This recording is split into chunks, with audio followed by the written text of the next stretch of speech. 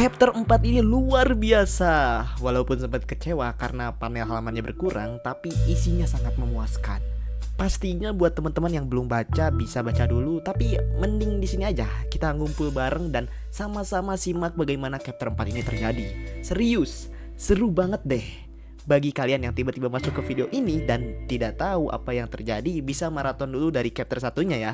Dan ada kok di channel ini. Kalau kalian yang di jalan nih, lagi di jalan terus pusing buat baca, nggak mungkin buat buka HP, tinggal ditonton aja atau ya dengerin aja. Untuk itu temanku, mari kita langsung saja masuk ke chapter 4 Jojo Lens.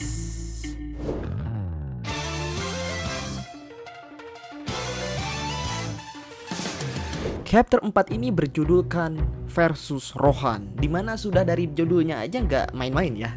Lawan Kishibe Rohan langsung ini bocil-bocil. Kita bisa melihat gambar Rohan yang sudah terikat dan di sampingnya ini ada Jodio. Lalu di sampingnya ada Josuke dan Whole Horse, yang dimana Crazy Diamond Demonic Heartbreak ini sudah menembus 500.000 kopi coy. Wow, keren banget. Gila, keren. Ternyata memang banyak sekali pundi-pundi cuan yang bisa diambil dari spin-off ya. Memang cerita dari Jojo itu sendiri gak pernah gagal. Dan di panel berikutnya terdapat gambar Jodio dan Dragona, juga ada tulisan yang bertuliskan sesuatu yang tidak bisa mereka tangani itu akan segera datang. Secara tidak langsung memberitahu kepada kita pembaca bahwa jika Rohan turun tangan langsung melawan para ABG ini, tentu saja mereka akan kewalahan bahkan kalah.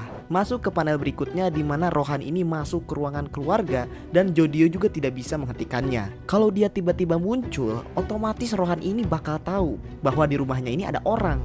Jadi mau gak mau Jodio ini cuman bisa panik sembari sembunyi dan melamporkan apa yang sedang terjadi. Sedangkan teman-temannya ini masih bergelut loh dengan kehadiran dari stand misterius yang memiliki wujud sebagai benang yang mengikat tubuh dari Pako juga Dragona. Pako menyuruh Usagi untuk segera mengambilkan gunting yang ia sembunyikan di dalam standnya, yaitu The Hustle.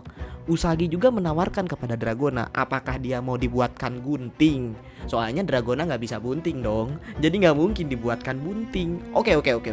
Tapi setelah melihat fakta bahwa gunting aja gak bisa membuat stand benang ini hancur, Dragona ini mulai panik dan mulai berpikir bahwa ini adalah security system.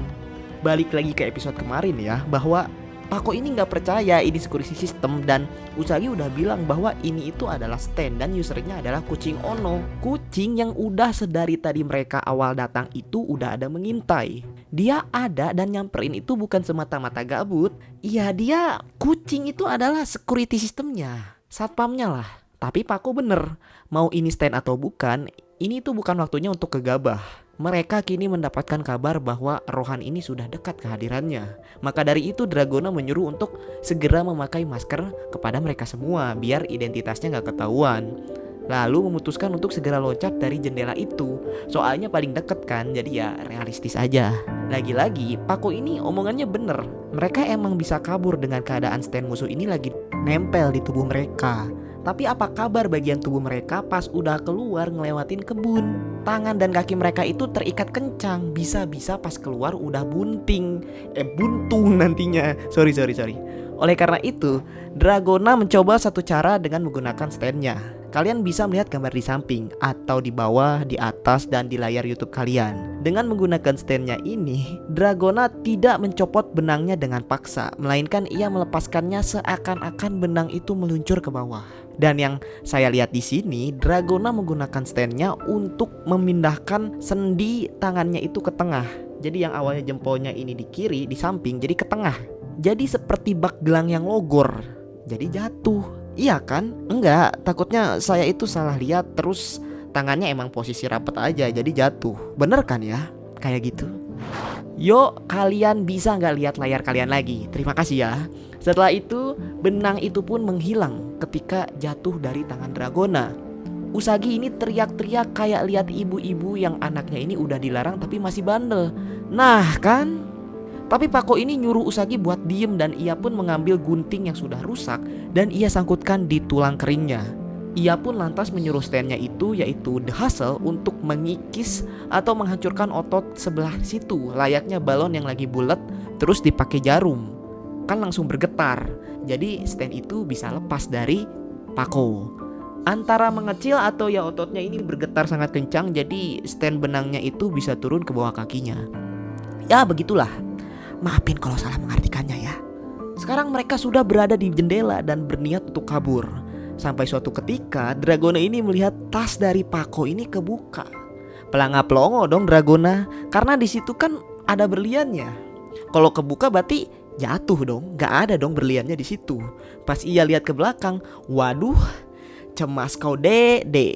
Seperti apa yang ia pikirkan, berlian itu jatuh tepat di dekat pintu mereka keluar dan terkena stand.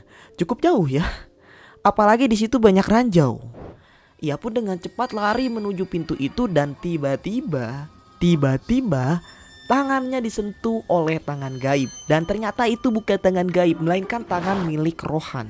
Bisa-bisanya Rohan ini sembunyi dulu di situ dan nungguin tangan Dragona ini ngambil berlian. Kan jump scare banget ya.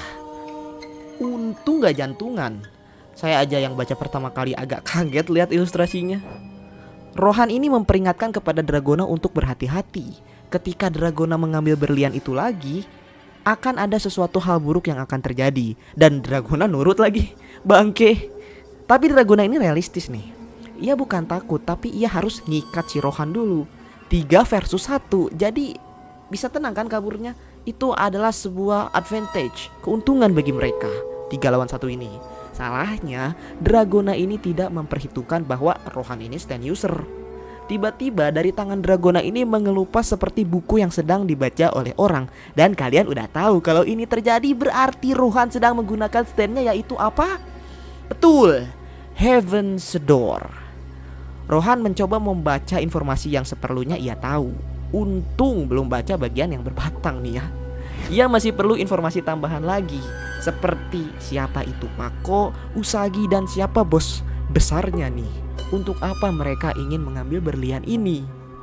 Rohan pun segera mendatangi Pako dan berniat menyentuhnya. Tetapi tiba-tiba si Pako ini hilang dan ada di langit-langit coy. Langit-langit atap ya dari mansion tersebut. Ia menggunakan The Hustle di mana otot-ototnya ini bisa meral. Apa ya, meral tuh elastis. Dan bisa menahannya di atas sembari ia mencoba mencekik Rohan. Di situ Rohan bertanya, ternyata kalian semua stand user. Pakai nanya. Ya iyalah. Rohan sebisa mungkin mencoba untuk memegang Pako, tapi agak susah karena ototnya ini agak mengunci pergelangan tangan milik Rohan. Pako ini marah karena teman-temannya ini AFK. Cuman diem dan nonton doang. Bawa tali kek biar bisa ngikat atau apa kek gitu. Pas Usagi mau ikat, dia lupa bahwa tangan Rohan ini panjang. Dan dengan itu ia pun terpegang dan terkena efek dari Heaven's Door. Oleh karena itu si Pako agak kaget dan marah juga tentunya. Salahnya ia malah memegang tangan Rohan yang dimana Rohan ini bisa mengaktifkan stand-nya dong. Sepertinya Rohan cukup bermain-main ya di sini. Kayak tenang, santai gitu loh. Pako pun terkapar mengikuti jejak Usagi yang bukannya jejak si gundul ya.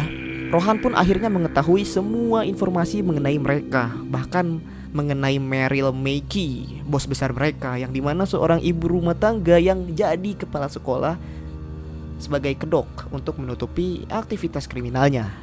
Rohan ini bersyukur karena anak-anak ini mencuri hanya dengan motif untuk mendapatkan duit, bukan untuk hal lain. Sedangkan Dragona gini gemetar dong, karena ia merasa berlian yang ada di genggamannya ini hilang.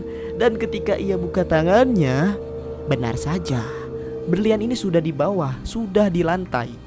Sebenarnya berlian apakah ini? Sebegitu pentingnya kah sampai harus dimasukin ke dalam brankas? Dan apakah berlian ini adalah salah satu benda yang bisa menyebabkan suatu hal? Jadi itulah akhir dari chapter 4. Seru banget kan? Aduh, kaki saya kesemutan lagi. Ya akhirnya bisa melihat Heaven's Door dengan jelas lagi. Udah lama banget ya tidak diganti rupanya. Dan entah kenapa berlian ini atau diamond ini seperti membayangi bahwa Rohan ini datang dari part 4, yaitu Diamond is Unbreakable. Kaki saya sakit, menimbulkan pertanyaan lagi. Apakah Rohan ini adalah alternate Rohan atau Rohan ini adalah Rohan origin dari part 4 itu sendiri? Kalau bener Rohan ini adalah Rohan origin, lantas bagaimana reaksi selanjutnya mendengar bahwa Dragona ini adalah seorang Joestar? Bakal seru nggak sih? Di sini walaupun Jodio cuma jadi cameo bentaran doang, akhirnya kita bisa melihat bagaimana cara kerja dari stand hustle milik Pako dengan jelas. Keren sih, otot bukan sembarang otot. Gitarku petik, bassku betot. Ini bukan sembarang otot, bener kan? Dan bagaimana menurut kalian? Tulis di komentar ya, jangan lupa, maaf cringe. Terima kasih teman-teman yang udah nonton dari awal hingga akhir. Mohon maaf bila ada salah kata dan sampai jumpa di video lainnya. Adios.